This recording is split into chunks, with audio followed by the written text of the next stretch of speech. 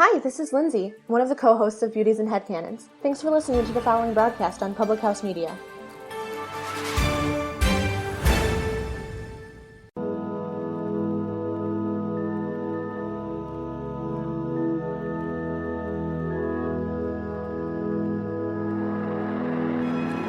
Hey everyone, I'm Selena Yvette, and this is Stories from Planet Earth, a podcast where we explore the inspiring, the bizarre, and wonderful parts of being a human being. Today we have a very special first guest, my little sister, Cynthia. Hello. Thanks for having me. Yeah, thank you so much for being my first ever podcast guest. It is an honor. Yes.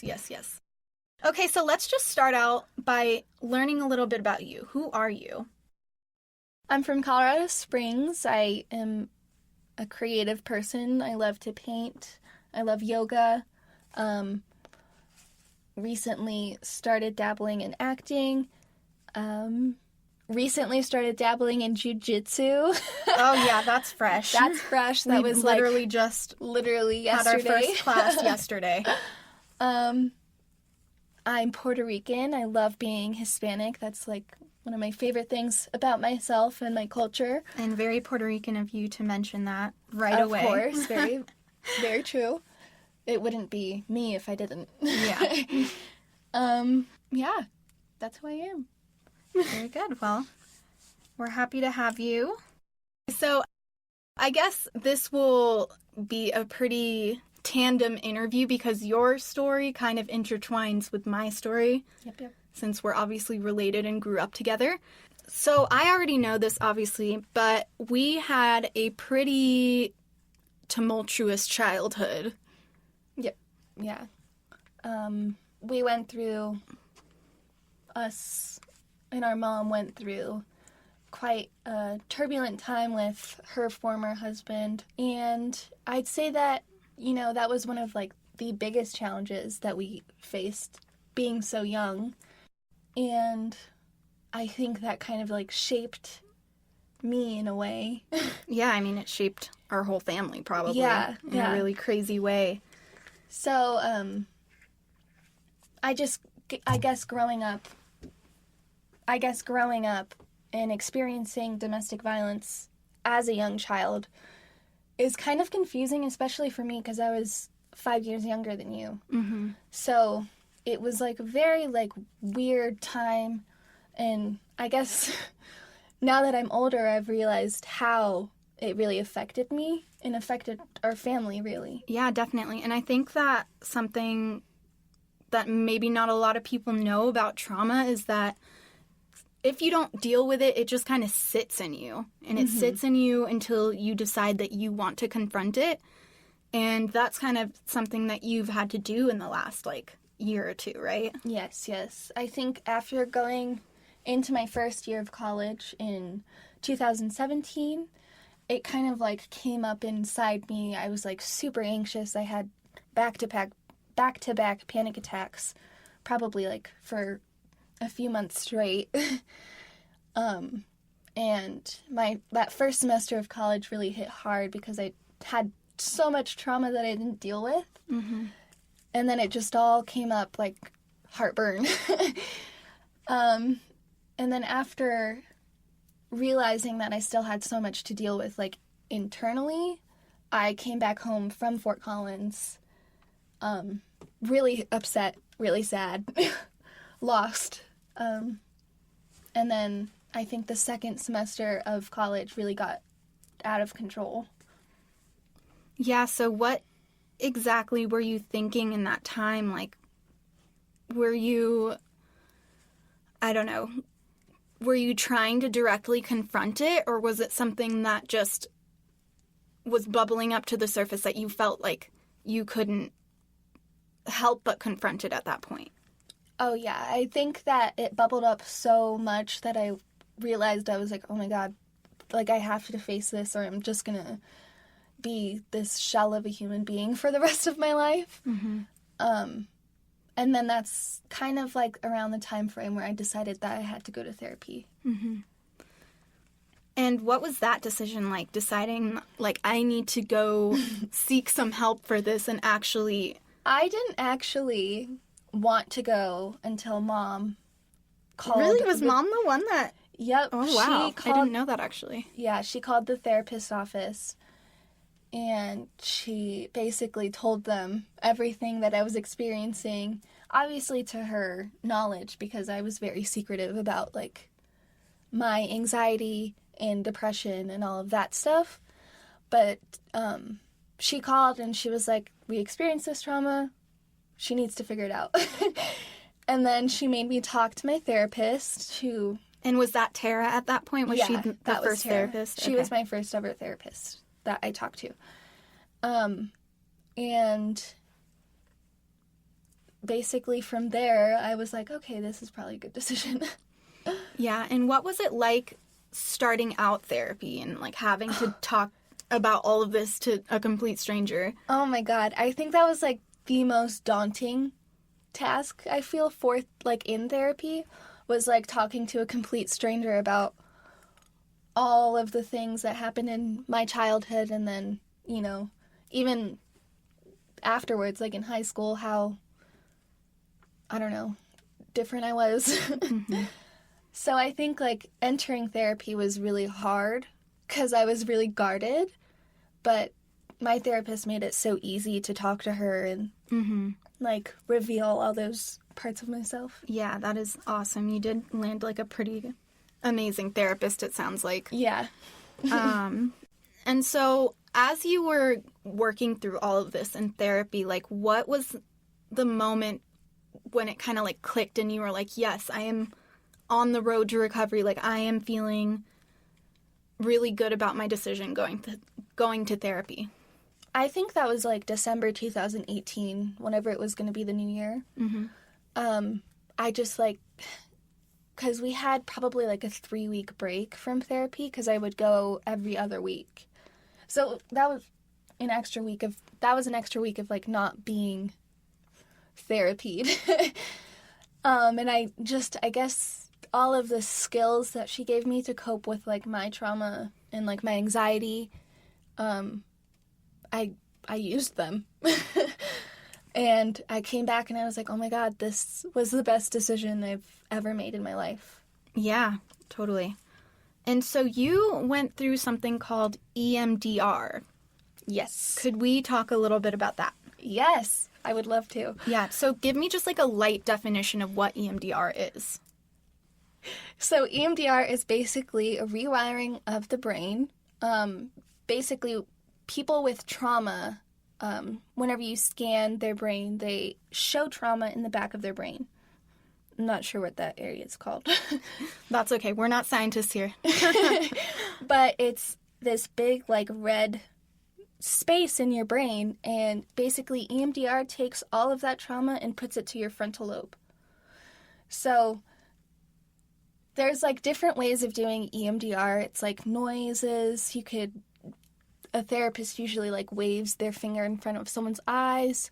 What I did was these little vibrating hand paddles, and I held them in both of my hands, and she would increase the speed and, like, feeling to basically rewire my brain, and she would take me through basically my trauma.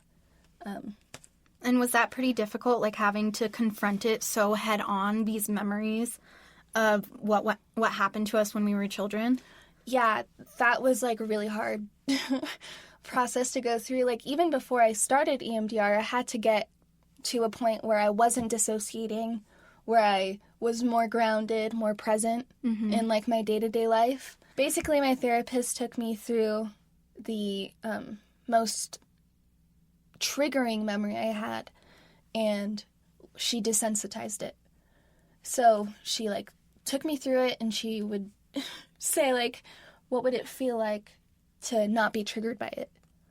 Picture yourself not being triggered. And that's while she had the paddles and she was doing the...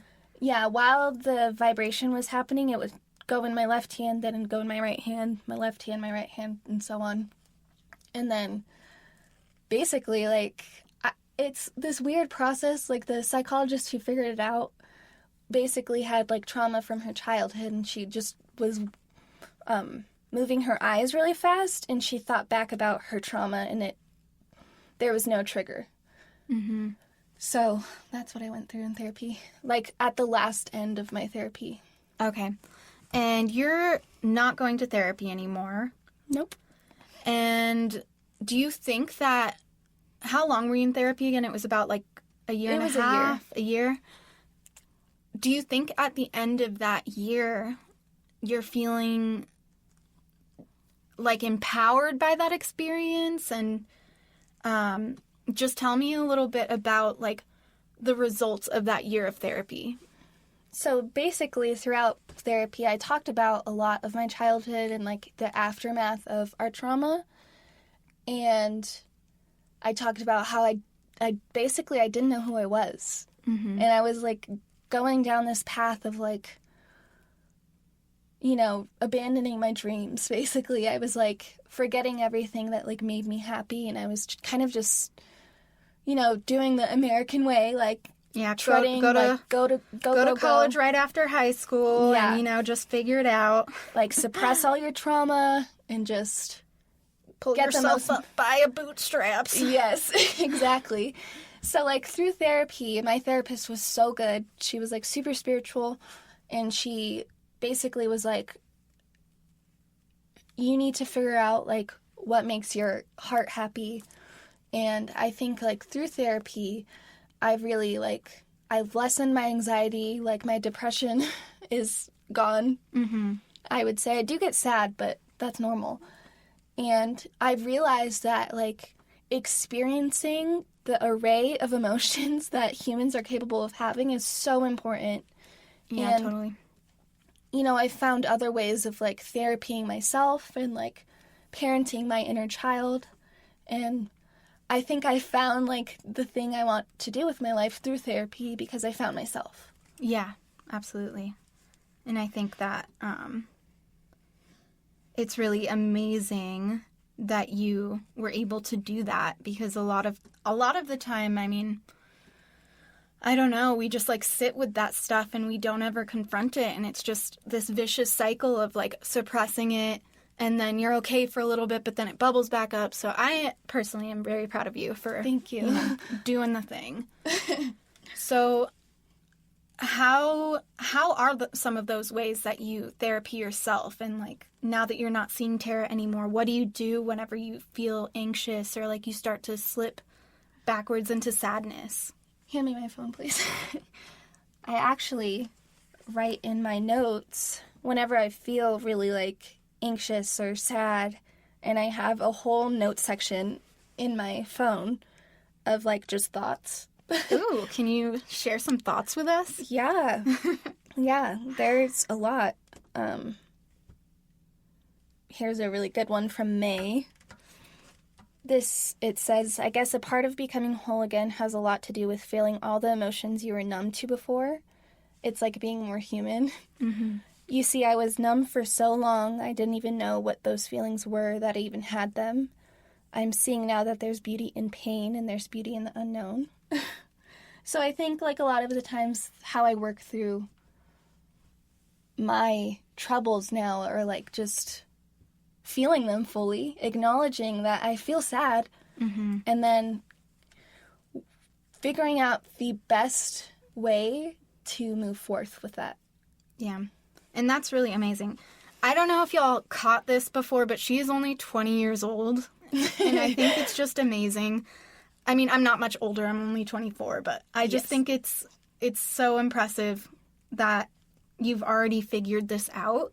And that, like, you. obviously we're all going to have bad days still, but like, I think it's really cool that you're already confronting that and you've learned how to coexist with your anxiety, and like, that's so important. Mm-hmm. What do you think you would say to somebody who is in the very beginning? Like, what would you say to yourself? Oh, what like, would I say? right before you started therapy? That's a really good decision. First of all, going to therapy was like the best decision, again, of my life. I don't think that I'd be who I am now if I hadn't gone to therapy. And then also that it's okay to like feel lost because I was like, whenever I went to college, my freshman year, I was 18, freshly 18. So I was young. Like, I'm still young. We're all young. And it's okay to feel lost, and, like, you're not going to lose anything. Like, if anything, you're going to learn so much from your traumas and from your anxiety, and, you know, just keep pushing on in a healthy way, obviously, but, like, figuring out who you are, like, at your best is really important, and then also staying really grounded, which I was really bad at, so, like, staying, like, really grounded is the most important. Yeah, totally.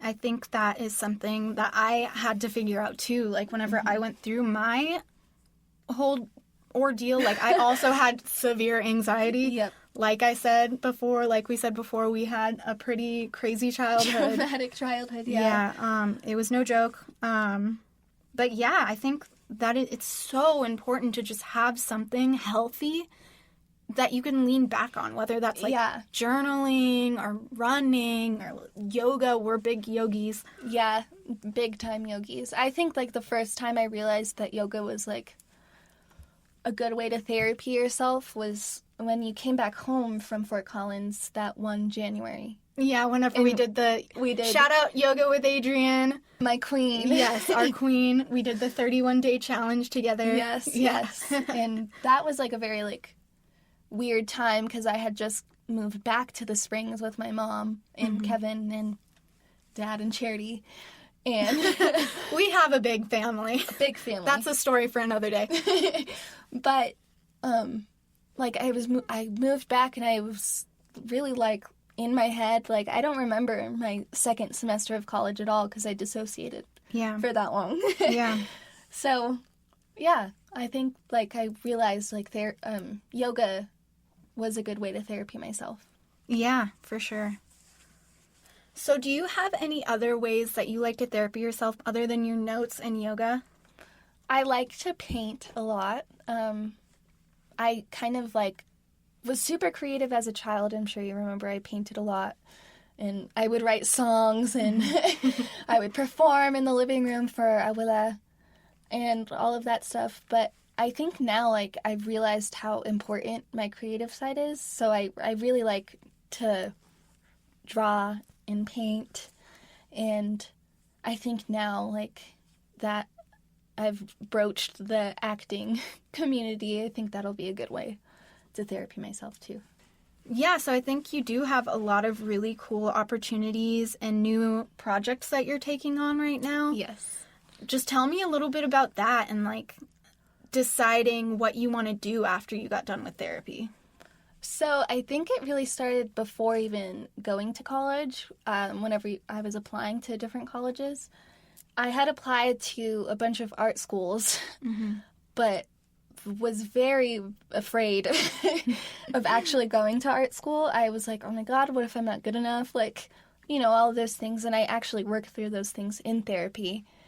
And then I landed on going to CSU Fort Collins for veterinary science, which is completely different than totally being an artist.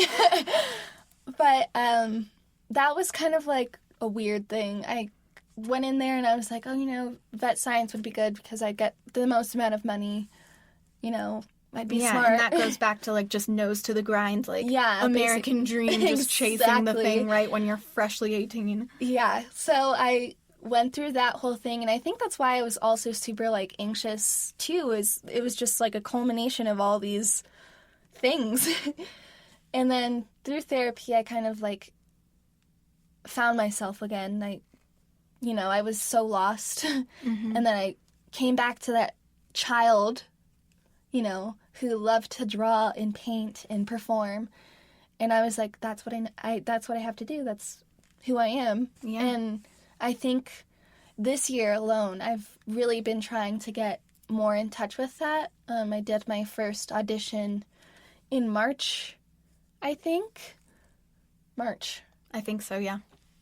For this talent scout woman, Kim Myers. And then Shout out Kim Myers. shout out Kim Myers. And then I got a call back, and that was like the first validation of like, this is my calling. Yeah. You have a lot of really cool things happening for you right now, and I think that is so amazing. So just to close out, like, what do you want to say in regards to just going to therapy, going through EMDR, and just figuring out what you want to do? I think that it's a long journey, and I don't think I'm finished at all. I think that healing is going to always happen, and I think for people who are, like, on the fence about going to therapy, or if they feel like there's a weird stigma around it, just go. Figure out, like, which therapist is going to be the best for you. You know, I didn't go to, like, a regular clinical therapist. I went to a very spiritual therapist. So it's like, find what's right for you, and if you want to go to therapy, go. And I think that really finding out, like, what your passion is so important, so you're not just getting through life doing something that you don't want to do. Yeah, absolutely. Yeah. Well, thank you so much for being my first guest. Yes, I had so much fun. Yeah, your first interview before you become a famous actress. Fingers crossed. Well, I really appreciate it, and thank you everybody for tuning in. I hope that you will continue to listen to this podcast as we talk to more people, gain new perspectives, and just learn more about the other people we're sharing this planet with. Thanks, guys. See you next time. Thank you.